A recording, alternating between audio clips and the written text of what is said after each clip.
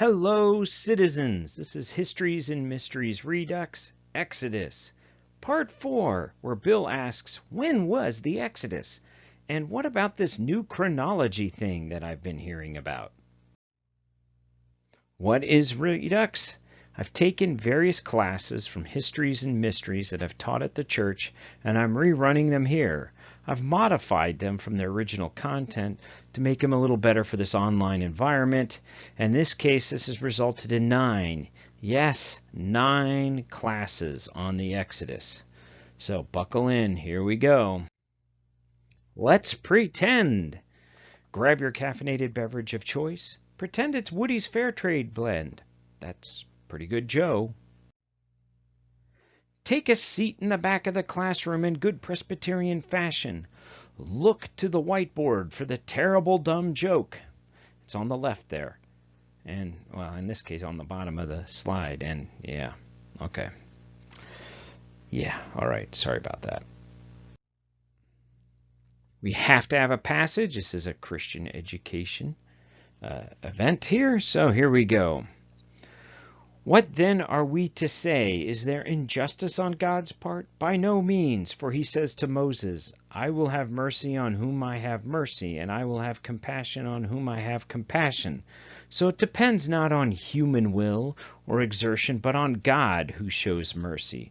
For the scripture says to Pharaoh, I have raised you up for the very purpose of showing my power in you, so that my name may be proclaimed in all the earth. So then that he has mercy on whoever he chooses, and he hardens the heart of whomever he chooses. Romans chapter 9, verses 14 through 18. This is the much dreaded agenda for this class. We're going to go through the opening prayer. We're going to discuss some caveats and disclaimers. We're going to go over, at least briefly, the greatly feared schedule. We're going to talk about sources and some other stuff. And then we're going to get into when was the Exodus, who was the Pharaoh, and then we're going to get into the new chronology. Yep, here we go. The opening prayer. If you know it, say it with me. Dear Lord, even though Bill is teaching us, may we please learn something of value. Amen. Caveats and disclaimers. Well, if you haven't figured out the caveats by now, how Bill's only a geologist and so on, and all that small print stuff that we include in these, opinions don't necessarily reflect those of the church, then go back to my previous classes and find it there. But okay, it's that same legalese type stuff that you got to keep in mind, that maybe the person presenting this stuff doesn't actually know what they're talking about. Sadly, there will be no geology in today's presentation. Makes me sad. Should make you sad too. Yes, I know. We're all sad. The final issue, for the purposes of these classes, when I'm talking about traditional, I'm talking about religious traditional. In other words, religious texts or religious tradition. And I'm talking conventional for the purpose of these classes. I'm talking about modern academic consensus. If you can actually get a consensus out of modern academics, then I would say that that is conventional, at least for the purposes of these classes. So we're on to the 4th of 9 classes. When was the Exodus in the new chronology? The sources are The Miracles of the Exodus by Colin Humphreys, The Parting of the Sea by Barbara Silverson, and The History of Ancient Egypt by Bob Breyer, one of the great courses for basic Egyptian history. And for the material, especially what I talk about today, the new chronology stuff developed by David Rule and his associates. These are the books, Pharaohs and Kings, A Biblical Quest, The Lords of Avarice, Exodus, Myth or History, and the videos that you can find on YouTube or various streaming services, Pharaohs and Kings, A Biblical Quest, and Patterns of Evidence, the Exodus. Okay, we're going to talk about this concept. I had mentioned it in previous classes about anchors of traditional biblical timeline. So in 1 Kings chapter 6, verse 1, in the 480th year after the Israelites came out of the land of Egypt, in the 4th year of Solomon's reign over Israel, in the month of Ziv, there is this, which is the second month, he began to build the house of the Lord. People who use traditional timelines, as described in the Bible, use that 480th year as an important tag or meter, an anchor to help date the Exodus. Now, in a conventional time frame, the big anchor is this event. 2 Chronicles chapter 12, verses 1 through 4. When the rule of Rehoboam was established and he grew strong, he abandoned the law of the Lord, he and all Israel with him. In the 5th year of King Rehoboam, because he had been unfaithful to the Lord, King Shishak of Egypt came up against Jerusalem with 1,200 chariots and 60,000 cavalry, a countless army with him from Egypt, Libyans, Sukkim, and Ethiopians. He took the fortified cities of Judah and came as far as Jerusalem. This Pharaoh Shishak is associated with, conventionally, with the Pharaoh Shishak I, whose conquering of Canaan is documented on the wall art of it's called the Bubastite portal. It's a set of inscriptions in the Egyptian temple of Karnak, and it is dated both traditionally and conventionally at 924 BC. And again, it describes the conquest, and specifically one of the cities is described as associated or interpreted as being Jerusalem. This again is considered to be the record of the attack by Shishak as described in 2 Chronicles. So tradition says that the Exodus occurs in 1446 BC, which means that the invasion of Canaan by Joshua, after wandering around 40 years in the desert, would be 1406 BC. The conventional Egyptian chronology of the 18th through the 21st dynasty is based on that 924 date of Shishak's inscription on his taking Jerusalem.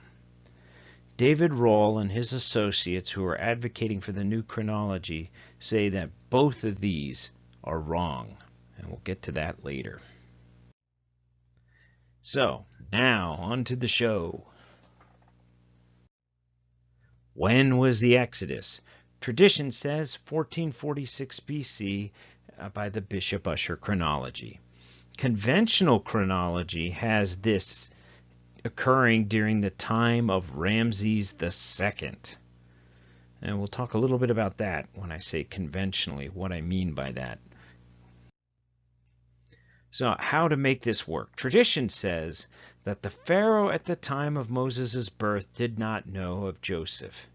The Israelites had become very numerous. The Israelites were then enslaved by the Egyptians. One Pharaoh then died and then was replaced while Moses was in exile in Midian. So let's review the conventional Egyptian historical timeline, the timeline of ancient Egyptian history, as commonly agreed to by most historians today. The Old Kingdom, the time of pyramid building, would be starting around 2650, 2649 BC.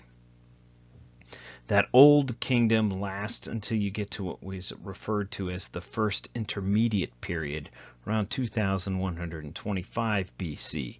There we lose the records. We just don't have any real information as to what happened, a time of chaos and disruption. Roughly around 1975 BC, Egypt is again under one pharaoh. The Middle Kingdom begins. The Middle Kingdom is considered to end at around 1630, when the kingdom of northern Egypt, or the parts of northern Egypt, become disrupted, fall out, Hyksos, Semitic rulers, things along that line. That starts around 1630 BC. But again, Egypt is united under the New Kingdom in 1539 BC. And then you have another intermediate period around 1075 BC. And then the late period is considered to begin around 715, where you start getting Egypt to be invaded by Assyrians and other peoples from other lands. And then after Alexander, the Greco-Roman period is considered to start, where the pharaohs were actually Macedonian in their origin. Cleopatra was actually a Macedonian, a descendant of Ptolemy, the Macedonian general who took over Egypt after Alexander the Great's death. So we want to focus on this second intermediate period and what little we know about the second intermediate period. We know that there was a 14th dynasty, which were Semitic-speaking peoples who lived in the Nile Delta, and conventional historians call this the 14th dynasty, but we know almost nothing about them. The 15th dynasty were a series of foreign leaders or foreign pharaohs, often referred to as the Hyksos. And then concurrent to these 14th and 15th dynasties, possibly, were the 16th and 17th Egyptian dynasties, where the Egyptian pharaoh ruled in Thebes. And in around 1550, Ahmose unifies all of Egypt and establishes the new kingdom. This intermediate period makes a break in the history where we have you can get all kinds of stuff and fixed into this block of history, and it allows for a pharaoh not to know about Joseph, because maybe Joseph's pharaoh occurred prior to or during this time of disruption. So let's look again at this time frame, this intermediate period, from around 1630 BC to around 1540, 1550 BC, when the new kingdom gets started. So when was the Exodus? Well, we really don't know, but it is likely that it was during or soon after this second intermediate period.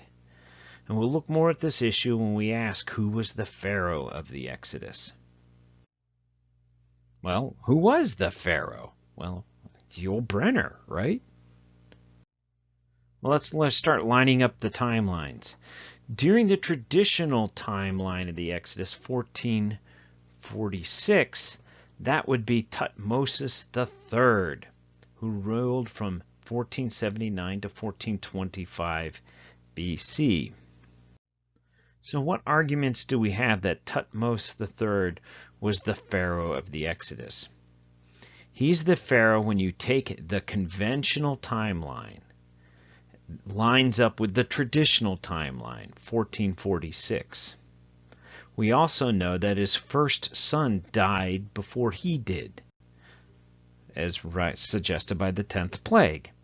And that's pretty much all you got to argue for him being the Pharaoh. The arguments against Thutmose III. He had a very long and prosperous reign where he actually conducted raids into Canaan and Syria.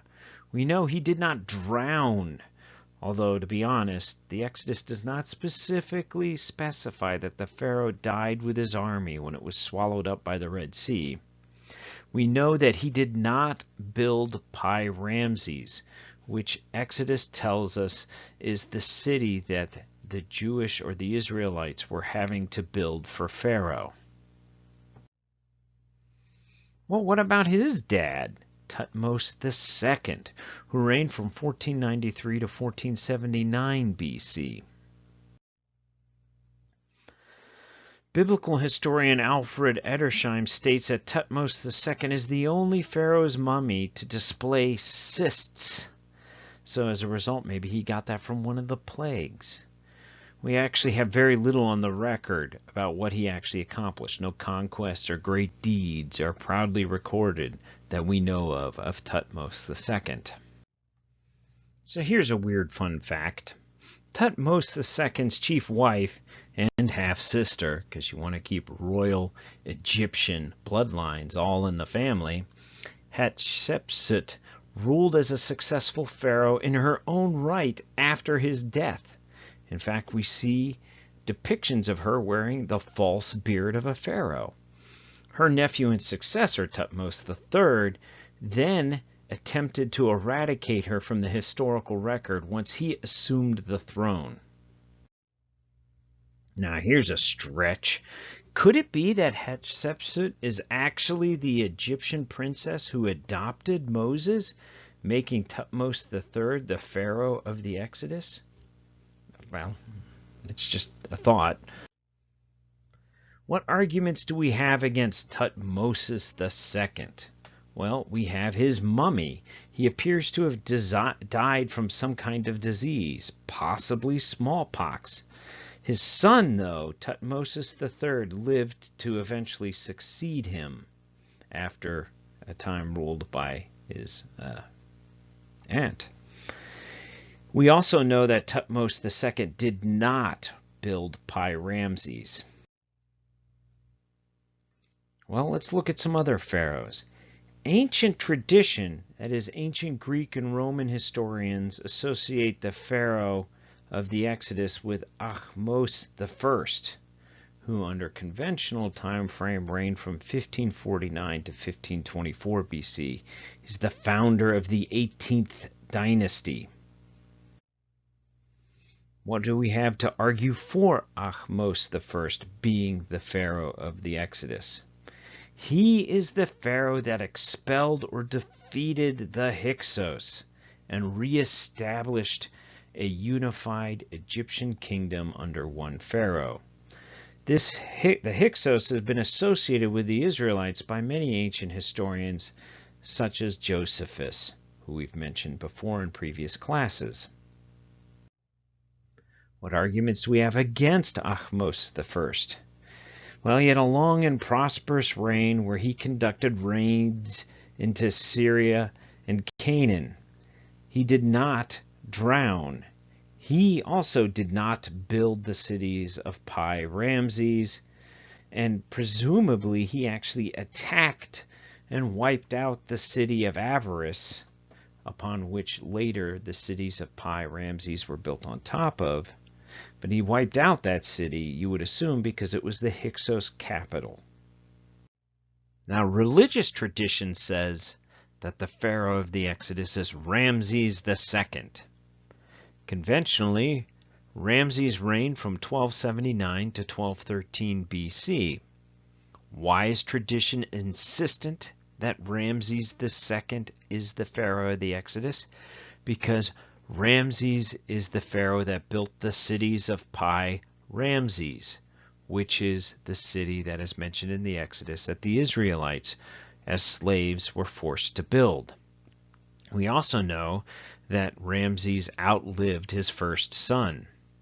So this is why in some traditional timelines you might see the Exodus not being dated at 1446 but at 1250, so as to force the Exodus to align with the conventional time frame of the rule of Ramses II. What arguments have we got against Ramses II? Well, we know that he actually conquered the land of Canaan and extended the Egyptian empire to its greatest extent.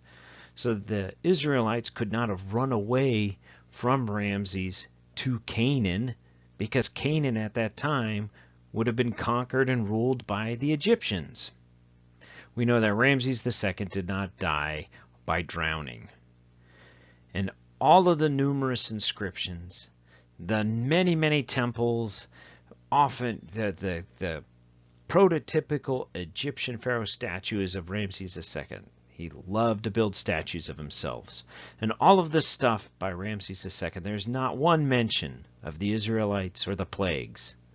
Of course, Ramses II, writing propaganda about how great he was, would never put anything bad about his reign on any of the walls of Egyptian temples. So let's look at other candidates that have been mentioned over the years by various proponents. We have Menerpta, who is the pharaoh that wrote the Menerpta Stele that first mentions Israel as a term in Egyptian text. some historians and Isaac Asimov, the science fiction author, have kicked him up as a potential candidate. Setnakte, who is a short-ruled pharaoh from 1189 to 1186 BC, has been proposed. And, strangely enough, some have argued that King Tut, the child king, might have been the pharaoh, because his rule was so short, and maybe he had a violent death. Maybe the death of King Tut is controversial, whether or not he was murdered, whether he died in a chariot accident, whether he was killed by some other natural method. Anyway, what we do know is that his father attempted to convert all of Egypt to a form of monotheism, and during the rule of King Tut, the traditional Egyptian religion was reasserting itself. So maybe that had some influence in the Exodus. There is also another alternative. This alternative is presented under the moniker of the New Chronology, and it's been proposed by Egyptologist David Rohl. And there is David Rohl, Egyptologist. And I had mentioned his books before, but I'm listing them out here again. Pharaohs and Kings, A Biblical Quest, The Lords of Avarice, Exodus, Myth or Mystery, and the videos that you can find either on YouTube or other streaming services. His older one, Pharaohs and Kings, A Biblical Quest, and his newer one, Patterns of Evidence, The Exodus. The New Chronology is based on the concept that the biblical Shishak is not Shoshank I, but is actually Ramses II. Now, to make that actually work, you need to change both their conventional chronology and their traditional chronology. And Rohl argues that that's what you need to do. You have to argue for both, that the conventional chronology needs to be moved up and the traditional chronology needs to be moved back. So Rohl and those who advocate for the new chronology are focused on that intermediate period that we now conventionally argue starts at 1630, after the end of the Middle Kingdom and before the start of the New Kingdom. But they start changing the dates of the actual time at which the intermediate period begins. So the other thing that David Rohl and his associates and advocates of the new chronology argue is that the traditional chronology of the Old Testament timeline, that it is wrong as well, and that the first kingdoms of David and Solomon did not occur during the early Iron Age. And let's talk about that here. So, Rohl and his colleagues argue that David and Solomon could not have lived in the early Iron Age, but instead established their kingdoms in the late Bronze Age, where archaeology identifies a thriving set of civilizations. When you look at archaeological sites, you find that during the late Bronze Age there were great cities and a thriving civilization throughout Canaan. But after the Bronze Age collapse, you find no such evidence during the early Iron Age. That's why some historians argue that David was not a great king, but instead a chieftain of a group of hill tribes that lived in the hills of Canaan, because there's almost no archaeological evidence that supports any kind of large civilization in early Iron Age Judea. The new chronology also means that the Amarna letters would have been written during the time of King Saul. Okay, the Amarna letters were what I mentioned in the previous class. These are cuneiform letters between the pharaohs Amenhotep III and his son Akhenaten, and various between them and other kings, including the Hittites and the Assyrians, as well as between the pharaohs and their governors in the land of Canaan. These texts mention the Haberu people, and David Rohl and his colleagues argue that these are the Hebrews that were led by Saul and David, that the Haberu are the Hebrews ruled by Saul and David. So let's look at some of these texts again. From Abdi Heba, mayor of Jerusalem, to the king Pharaoh, a town near Jerusalem has deserted. Without the archers, all the king's land will be lost. To the Haberu, Ba Yahweh, your servant, I fall at the feet of the king, my Lord, my son, my God, 7 times, and 7 times on the stomach and on the back. Should Pharaoh's district overseer, Yanhamu, not be here within this year, all the lands are lost to the Haberu. So what else do we have? This pushing of the timelines pushes the Exodus into alignment with early Bronze Age destruction levels in certain Canaanite cities, like the collapsed walls of Jericho. Now, we had mentioned this previously in previous classes, that Jericho was excavated by Kathleen Kenyon, and during her detailed excavations in the 1950s, she found early Bronze Age walls that had collapsed and evidence that the city was destroyed, probably in either an earthquake or some other kind of destructive event. Some people have argued that this event was actually the archaeological evidence of the invasion of the Israelites into the land of Canaan. So Rule then says that the Pharaoh of Joseph, the guy with the many colors of his coat, was Amenhotep III, who I had mentioned in the previous class, a 12th dynasty king or pharaoh from the Middle Kingdom. Okay, the new chronology would date that around 1650 BC, but the conventional chronology that we currently use has Amenhotep's rule at being 1860 or 1814. That's almost a 200-year difference.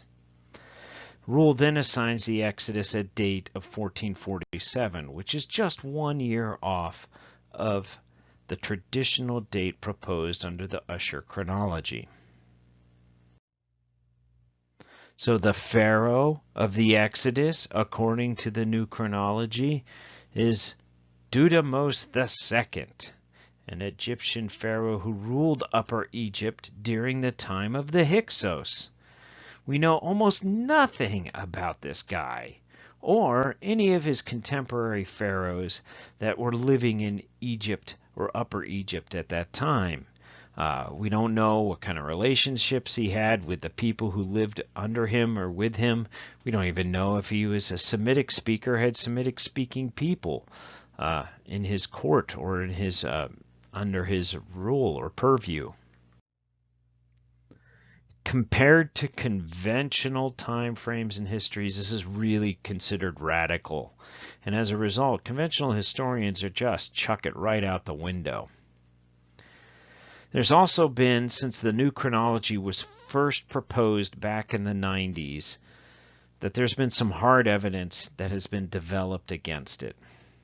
So Ahmose I, his mummy has been radiocarbon dated to 1570 to 1544 BC, the mean point of which would be 1557, which lines up really well, or pretty well, with the conventional chronology.